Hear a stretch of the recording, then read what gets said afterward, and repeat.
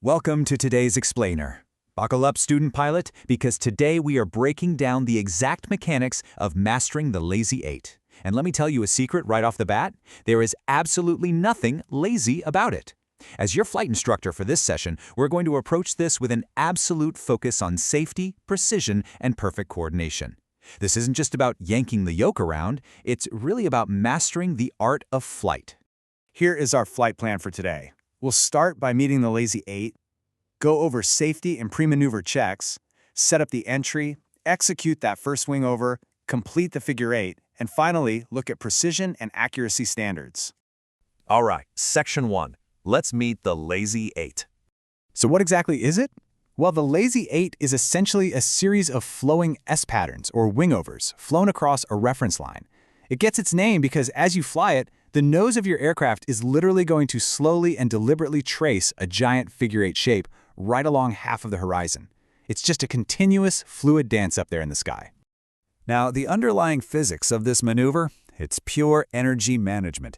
You are seamlessly trading your airspeed for altitude on the way up, and then you're safely converting that potential energy, that altitude, right back into kinetic airspeed on the way down.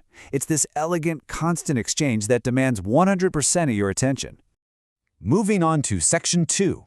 Safety and pre-maneuver checks.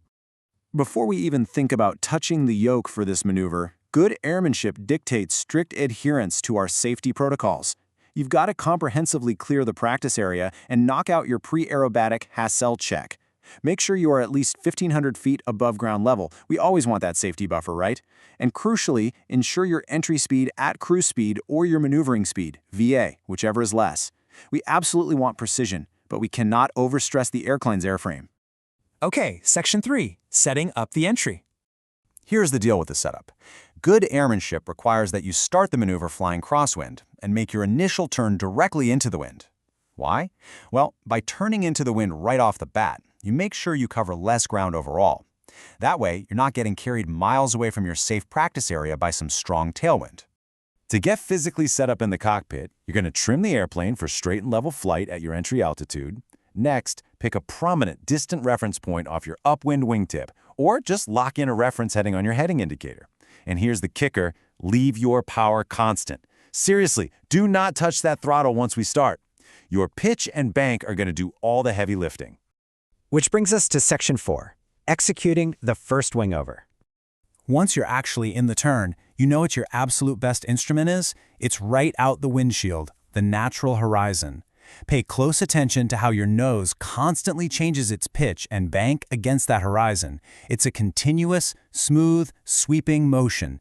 You are literally never holding a static attitude. Everything is always changing. We can actually map this precise execution out degree by degree, and you really need to commit this to memory. Okay, so at the 45-degree mark of your turn, you hit maximum pitch up, while your bank is just slowly increasing right through 15 degrees. Your speed is bleeding off here. Then, at the 90-degree mark, boom, you hit maximum altitude and your maximum bank of 30 degrees, with your nose slicing right down through the horizon. At 135 degrees, you hit your lowest pitch attitude as you descend, with your bank reducing back through 15. Finally, right at that 180-degree reference point, you recover to straight and level flight. And if you did it right, you miraculously hit your exact original entry speed and altitude. Right into Section 5, completing the figure 8. So you hit that 180-degree mark, but remember you're only halfway done. Without any hesitation, you immediately raise the nose and roll in the exact opposite direction for the second wing over. You've got to keep that coordinated S pattern flowing without a single pause. A really great Lazy 8 is going to feel like one big continuous maneuver, not just two turns stitched together. The whole secret to nailing this second half? Perfect symmetry. Every single change in control pressure you used in the first turn has to be mirrored exactly in the opposite direction to bring you all the way back to your 360-degree starting point. Think about it. If you are heavy on the left rudder initially, you better be prepared to be perfectly coordinated with right rudder on the way back. And finally, Section 6, Precision and Accuracy Standards. Lock these numbers into your brain right now, because to pass, you have to fly within strict professional tolerances. At your 180 and 360-degree points, you absolutely must nail your entry altitudes within 100 feet, your entry airspeeds within 10 knots, and your headings within 10 degrees. And the exact same rule applies to your high points at 90 and 270 degrees.